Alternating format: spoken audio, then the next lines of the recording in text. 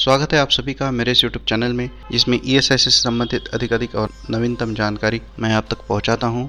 ये आज तीसरा पार्ट है standing committee report on the code on social security. इसमें हम देखेंगे कि ये कोड है क्या, इसका कॉन्स्टिट्यूशन क्या है, चैप्टर वाइज क्या क्या डिटेल्स इसमें आए हुए हैं, पहले दो चैप्टर्स जो है कोड के उनके ऊपर कमेटी के क्या कमेंट्स है, और दो important social security legislation PFO और ESIC इनके ऊपर कमेटी ने क्या कमेंट दिए हैं, ये आज के वीडियो में हम जानेंगे। शुरू करते हैं आज के इस वीडियो से। ESIC के बारे में अधिक जानकारी प्राप्त करने के लिए जुड़े रहिए मेरे साथ। मेरा नाम है जितेंद्र। सब्सक्राइब कीजिए मेरे इस YouTube चैनल को। आप टेलीग्राम ग्रुप को भी सब्सक्राइब कर सकते हैं, जहां पे कोई भी वीडियो अगर मैं नया डालता हूं तो इसकी इमीडिएट लिंक आपके मोबाइल पे आ जाएगी। ये जो सोशल सिक्योरिटी कोड है, ये जैसे मैंने पहले भी बताया कि नो लेबर लॉज एबॉलिश करके या रिपील करके उसके पर्याय में आने वाला है। ये बड़ी बात है और उन सब लेजिस्लेशंस के अच्छे पार्ट जो ठीक से काम कर रहे हैं, जो प्रोविजंस अच्छी है और एम्प्लॉय को जिससे मदद मिलती है, वो इसमें कैरी फॉरवर्ड किए गए हैं। सिर्फ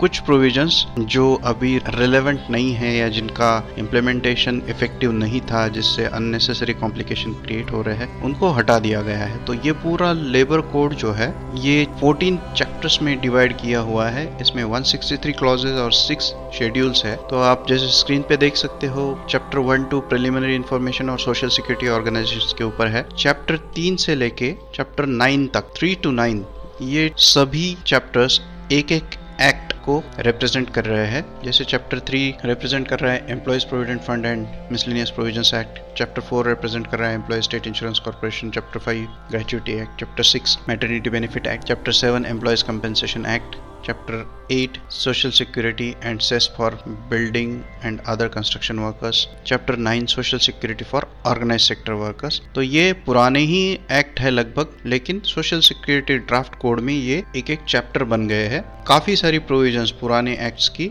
एकोमोडेट कर ली गई है। और बाद में आप देखोगे कि इन सब का एडमिनिस्ट्रेशन करने के लिए क्या सिस्टम रहेगा, उनको फाइनेंस कैसे मिलेगा, अथॉरिटीज कौन होगी, असेसमेंट कौन करेगा, कंप्लायंस करने के तरीके क्या होंगे, रिकॉर्ड्स कीपिंग कैसे होगा, रिकवरी कैसे की जाएगी, पेनल्टी क्या होगी, ये सब एस्पेक्ट्स चैप्टर 10 से लेके चैप्टर 13 में कवर किए गए हैं। और चैप्टर 14 में मिसलेनियस प्रोविजंस है। तो इस तरह से पुराने सभी लेबर लॉज कंसोलिडेट करने की एक कोशिश सोशल सिक्योरिटी कोड में की गई है। Social security code is nothing but consolidation of old labour laws. अब ये जो मल्टीपल अथॉरिटीज, पहले 9 अथॉरिटीज अलग अलग थी, अब उसको एक जगह कंपाइल करके उनके लिए एक ही पेनल प्रोविजन, एक ही तरीके का रिकॉर्ड कीपिंग, एक ही तरीके के असेसमेंट सिस्टम, ऐसा कुछ करने की कोशिश लेबर कोड में दिखती है। इस तरह ये कुछ लेबर लॉज अमेंड किए गए हैं, कुछ मॉडिफाई किए गए हैं, और ये सब मिला के एक ही लेबर से रिलेटेड सोशल सिक्योरिटी बेनिफिट्स का एक ही सोशल सिक्योरिटी कोड अस्तित्व में रहेगा।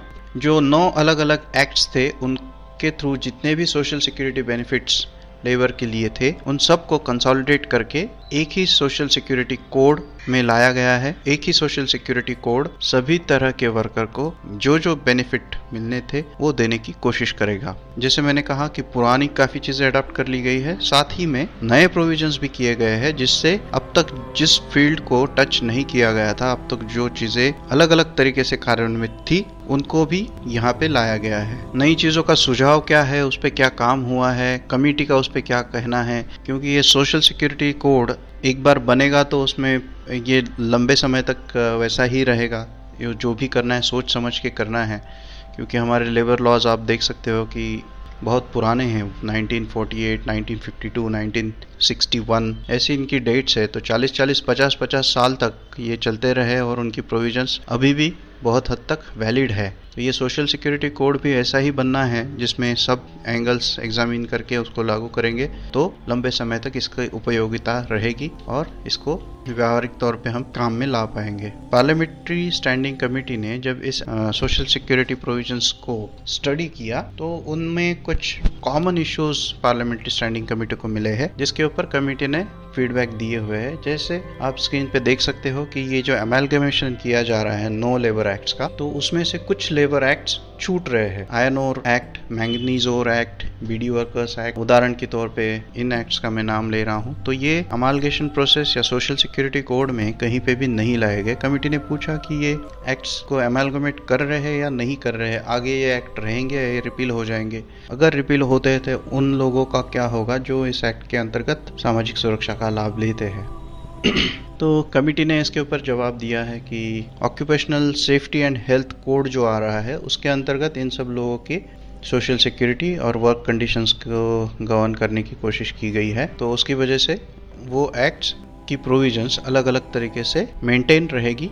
सोशल सिक्योरिटी एक्ट के तहत उनका सेपरेट जिक्र आवश्यक नहीं लगता है, इसलिए उनको यहाँ पे मेंशन नहीं किया है। साथ में कमेटी ने फिर कुछ तरह के वर्कर्स जैसे beedi workers, agriculture workers, household workers, ASHA workers, anganwadi workers, इनका कोई भी जिक्र पूरे एक्ट में नहीं मिलता। साथ ही में जो वर्कर्स की डेफिनेशन है, एम्प्लॉय की डेफिनेशन है, उनमें भी ये लोग कहीं बैठ नहीं पा रहे हैं। तो उसमें भी कमेटी ने पॉइंट आउट किया है कि इन लोगों को क्या सोशल सिक्योरिटी मिलेगी या नहीं मिलेगी। तो मिनिस्ट्री ने रिप्लाई दिया है कि हाँ, ये भी अनऑर्गेनाइज सेक्टर कैटेगरी में कहीं ना कहीं फिक्स होते हैं और इनके डेफिनेशन में अगर कोई लगता है तो सूटेबली वो मॉडिफाई कर दी जाएगी। बाद में सोशल सिक्योरिटी कोड में कई सारी ऐसी प्रोविजंस है जिसमें ये लिखा गया है कि ये स्कीम स्टेट फ्रेम करेंगे, ये फंड्स रेज किए जाएंगे, इस तरह की कमेटी बनेगी, इस तरह का स्कीम बनाया दिया जाएगा, इस तरह के लॉ बनेंगे, इस तरह की प्रोविजन होंगी। तो ये सब फ्यूचरिस्टिक चीज़ें उसमें रखी हुई है और जिसकी वजह से कमेटी को ऐसा लगता है कि एक लैक ऑफ कमिटमेंट है इस कोड में। तो मिनिस्ट्री ने उसमें जवाब दिया है कि ये एडमिनिस्ट्रेटिव कारण है, इसके लीगल कारण है, पार्लियामेंट्री प्रोसीजर्स और लीगल प्रोसीजर्स जो है एडमिनिस्ट्रेटिव प्रोसीजर्स है, तो उनको फॉलो करते हुए कुछ भी इमीडिएटली या किसी पर्टिकुलर टाइम फ्रेम में कर पाना इतना इजी नहीं है। सभी एक्ट्स में ऐसा ही होता है कि ये टाइम बाउंड मैनर में नहीं बताया जाता, क्योंकि हर एक स्कीम जो वर्कआउट करनी है उसमें सजेशन लोगों से मंगवाने पड़ते हैं, सजेशन के ऊपर काम होता है, फिर वो मॉडिफाई होती है, फिर सजेशन के लिए जाती है। तो इस वजह से कमेटी को कहा गया है मिनिस्ट्री से कि ये टाइम फ्रेम सेट करना पॉसिबल नहीं है, एडमिनिस्ट्रेटिव रीजन है इसके लिए। तो इसमें लैक ऑफ कमिटमेंट का कोई ताल्लुक नहीं है। सोशल सिक्योरिटी कोड आएगा और उसके तहत जो भी प्रोविजंस है वो प्रोविजंस फॉलो करना मैंडेटरी होगा। जैसे टाइम फ्रेम के बारे में है वैसे स्कीम्स के बारे में है, डेफिनेशन के बारे में है, सोर्सेस ऑफ फंड के बारे में है। कई स्कीम्स फ्रेम करनी है कई एरियाज में, वर्कर्स का एजुकेशन, वर्कर्स की रीस्केलिंग, उनको अनएम्प्लॉयमेंट अलाउंस देना, उनको हेल्थ सर्विसेज देना, इससे रिलेटेड स्कीम्स फ्रेम करने की जिम्मेदारी दी गई है। लेकिन कोई स्कीम सोशल सिक्योरिटी ड्राफ्ट में नहीं बनाई गई और वो स्कीम के लिए कितने फंड लगेंगे, किस तरीके से वो फंड रेज किए जाएंगे, उसके जो बेनिफिशियरी है उनका डेफिनेशन क्या होगा, इस तरह के सवाल भी कमेटी मिनिस्ट्री से पूछती है। तो मिनिस्ट्री ने उसमें जवाब दिया है कि रिस्पेक्टिव जो लॉज है अभी भी कार्यरत है और वो जिस तरीके से अब तक कार्य कर रहे हैं तो उसके हिसाब से तो मिनिस्ट्री का ओपिनियन है कि ये ऐसे चल रहे हैं तो ठीक ही चल रहे हैं, तो उसमें हमने छेड़छाड़ नहीं की है। और एक्ट में ये प्रोविजन नहीं होगी, ये एडमिनिस्ट्रेटिव काम है, तो वो रूल्स रेगुलेशन जब बनेंगे उसके तहत ये सब स्कीम फ्रेम की जाएगी और उसके लिए फंड कहाँ से रेज होंगे उसके भी ये है। तो इनेबलिंग प्रोविजंस कर दी गई है, इस हिसाब से मिनिस्ट्री ने उनको रिप्लाई दिया है। फिर कमेटी ने ऑब्जेक्शन रेज किए हैं कि अलग अलग ऑर्गेनाइजेशंस अलग अलग प्रोविजंस है इसमें। जैसे ESI EPFO के तहत ऑर्गेनाइजेशन रजिस्टर करनी पड़ेगी, BOCW के लिए जो एलिजिबल वर्कर्स है उनका रजिस्ट्रेशन, इंटरस्टेट माइग्रेंट वर्कर है उनका रजिस्ट्रेशन, उन सब के रजिस्ट्रेशन की प्रोसेस क्या होगी, इनके रिकॉर्ड कहाँ मेंटेन होंगे, किस तरह से मेंटेन होंगे। तो ये कोई भी प्रोविजन इस कोड में नहीं दिखती। तो ऐसा क्यों? तो मिनिस्ट्री ने उसमें जवाब दिया है कि ये रजिस्ट्रेशन और रिकॉर्ड कीपिंग वाला जो मामला है वो जो स्कीम चलाने वाली सोशल सिक्योरिटी ऑर्गेनाइजेशंस होगी उन्हीं का जिम्मेदारी है और वही डिजाइन करेंगे। कमेटी ये कहती है कि पूरे भारत में कुछ स्कीम सेंट्रल गवर्नमेंट चलाएगी और कुछ social security scheme state government चलाएगी। तो सेंट्रल स्कीम में तो समझ सकते हैं कि यूनिफॉर्मिटी रहेगी क्योंकि ये एक डायरेक्शन और यूनिफॉर्मिटी ऑफ कंट्रोल रहेगा, लेकिन अलग अलग स्टेट अलग अलग बेनिफिशियरीज के लिए अलग अलग स्कीम्स बनाएंगे और फिर लेबर माइग्रेट होता है, जॉब छोड़ के जाता है, नए जॉब पकड़ते हैं, दूसरे स्टेट में शिफ्ट होते हैं, कहीं फैमिली और बेनिफिशियरी कहीं और, इस तरह से प्रॉब्लम आते हैं। तो कमेटी ने पॉइंट आउट किया है कि ये जो इशू है जहां हर एक स्टेट की अलग अलग स्कीम काम कर रही है और लेबर माइग्रेट हो रहा है, ये इशू प्रॉब्लम क्रिएट करेगा। इसीलिए यूनिफॉर्म प्रोसेस ऑफ रजिस्ट्रेशन और रिकॉर्ड कीपिंग स्टेट स्कीम जो डिजाइन होनी है उनके लिए इस कोड में ही कर दी जाए, क्योंकि ये सभी जो हित लाभ है, बेनिफिट्स है सोशल सिक्योरिटी कोड के अंतर्गत, उसमें से कुछ हित लाभ सेंट्रल गवर्नमेंट के स्कीम के थ्रू चलेंगे। जैसे ईपीएफ के लिए सेंट्रल गवर्नमेंट की अथॉरिटीज रिस्पॉन्सिबल रहेंगी, लेकिन building and other construction workers को सोशल सिक्योरिटी हित लाभ देना है या मैटरनिटी बेनिफिट के लिए कोई स्कीम बनानी है, तो वो जिम्मा स्टेट को दे के रखा हुआ है। अब स्टेट हर एक अपना अपने हिसाब से अलग अलग स्कीम अगर डिज़ाइन करने लग जाएंगे, तो अपने यहाँ जो माइग्रेंट लेबर बहुत मात्रा में है, उनको बेनिफिट लेने में बहुत दिक्कत आएगी, उनको एक तरीके से असुविधा निर्माण होगी। और इसलिए मिनिस्ट्री कह रही है कि जो ह्यूज माइग्रेंट वर्कफोर्स है, उनको हम सोशल सिक्योरिटी बेनिफिट के रजिस्ट्रेशन और रिकॉर्ड कीपिंग के मामलों में उलझा के इनडायरेक्टली उनको सोशल सिक्योरिटी बेनिफिट से दूर कर रहे हैं। ये नहीं होना चाहिए, इसलिए एक ही सिस्टम सेंटर डिज़ाइन करें रजिस्ट्रेशन और रिकॉर्ड कीपिंग की। कुछ जगहों पे तो मिनिस्ट्री को ये भी सुझाव दिया गया है कि सेंटर ही ये सब स्कीम डिज़ाइन करके सभी स्टेट्स को कंपलसरी कर दे कि यही स्कीम फॉलो करनी है। बट ये सुझाव है, उसके ऊपर कैसे काम होता है वो आगे देखना है। मिनिस्ट्री के एंगल से लेती है और मिनिस्ट्री ये सब अपने जिम्मे पे करने के लिए ऑथराइज्ड है या नहीं है कोड में, वो भी एक बार देखना है। तो इस तरीके से एक ब्रॉडर इश्यूज जो है वो रेज किए गए हैं कमेटी के द्वारा। अब हम स्पेसिफिकली देखेंगे कि कमेटी ने ईपीएफओ और ईएसआईसी के प्रोविजंस में क्या पॉइंट आउट किया है और क्या सुझाव दिए हैं। तो जैसे मैंने पहले बताया कि एम्प्लॉयज प्रोविडेंट फंड और ईएसआईसी की प्रोविजंस लगभग सेम टू सेम इनकॉर्पोरेट कर दी गई है सोशल सिक्योरिटी कोड में। जब मिनिस्ट्री से पूछा गया कि ईपीएफओ जो पेंशन स्कीम या इंश्योरेंस स्कीम चलाती है, वो चलाने के लिए कोई प्राइवेट पार्टीज बुलानी है, उनको इन्वॉल्व करना है इसमें, या खुद ईपीएफओ ही उसको एडमिनिस्टर करेगी, तो मिनिस्ट्री से रिप्लाई आया है कि नहीं, कोई प्राइवेट पार्टी या थर्ड पार्टी को इन्वॉल्व करने का नियोजन नहीं है और ये इंश्योरेंस या पेंशन स्कीम है वो ईपीएफओ ही रन करेगी। दूसरी चीज़ पूछी गई है कि जो सेंट्रल बोर्ड ऑफ ट्रस्टी वगैरह बनना है, तो क्या लोकल बॉडीज और रीजनल बोर्ड्स वगैरह ईपीएफओ के अंतर्गत जो होते हैं वो डिसॉल्व हो जाएंगे, एबॉलिश हो जाएंगे। तो उसमें भी मिनिस्ट्री ने रिप्लाई में कहा है कि पुरानी प्रोविजन कंटिन्यू रहेगी और उसके लिए provision already social security code draft में इनकॉर्पोरेट कर दी गई है। कमेटी ने यह भी पॉइंट आउट किया है कि प्रोविडेंट फंड की प्रोविजन अनऑर्गेनाइज्ड सेक्टर को नहीं दे सकते, ये ऑर्गेनाइज सेक्टर होना आवश्यक है। ईपीएफओ के रजिस्ट्रेशन के लिए 20 एम्प्लॉय होना आवश्यक कर दिया गया है और किसी के पास अगर 20 से कम एम्प्लॉय है तो वो वॉलंटरी कवरेज करेगा, ये प्रोविजन है। तो मिनिस्ट्री ने उसमें पूछा है कि 10 से नीचे लोग जहां काम कर रहे हो और वो लोग अगर हित लाभ लेना चाहते हो प्रोविडेंट फंड की प्रोविजंस का, तो क्या वो ले सकते हैं। तो मिनिस्ट्री ने वही जवाब दिया कि वॉलंटरी ऑप्शन ओपन है, वो चाहे तो ले ले। लेकिन कमेटी का ये कहना है कि वॉलंटरी रजिस्ट्रेशन का ऑप्शन एम्प्लॉयर को है, एम्प्लॉय को नहीं है। तो कोई एम्प्लॉय अगर अपने आप को प्रोविडेंट फंड जैसे हित लाभ मांगता है तो उसको एम्प्लॉयर के पास ही, नियोक्ता के पास ही जाना पड़ेगा ये मांगने के लिए कि आप वॉलंटरी रजिस्ट्रेशन कीजिए, और नियोक्ता ने अगर मना कर दिया तो उसको नहीं मिल पाएगा। तो कमेटी कहती है कि इनको ईपीएफओ के तहत हित लाभ अगर दे सकते हैं तो अच्छा होगा। तो मिनिस्ट्री ने ये रिप्लाई में कहा है कि वॉलंटरी रजिस्ट्रेशन के अंतर्गत भी बहुत ही कम लोग आते हैं, क्योंकि ये टाइनी यूनिट्स या स्मॉल यूनिट्स है जिनके पास 20 से कम लोग हैं, और उन लोगों को इतना बड़ा कंट्रीब्यूशन जो ईपीएफओ का कंट्रीब्यूशन जो 20% है वो भरना मुश्किल जाता है और वो उनके लिए इकोनॉमिक भी नहीं हो सकता। इसलिए वो वॉलंटरी तौर पर रजिस्ट्रेशन कर सकते हैं, लेकिन एम्प्लॉय को ऐसा कोई ऑप्शन नहीं है कि वो खुद इतना 20% कंट्रीब्यूशन भर के खुद के लिए ही ईपीएफओ वॉलंटरी ले ले। और किसी भी व्यक्ति को अपना खुद का कंट्रीब्यूशन वेजेस के 20% ईपीएफओ को भरना पॉसिबल नहीं है। तो ये प्रैक्टिकल भी नहीं लगता कि कोई आदमी अपने 20% अपने इनकम का ईपीएफओ को भरेगा पीएफ का बेनिफिट पाने के लिए। इस तरह से मिनिस्ट्री ने इसका रिप्लाई दिया है।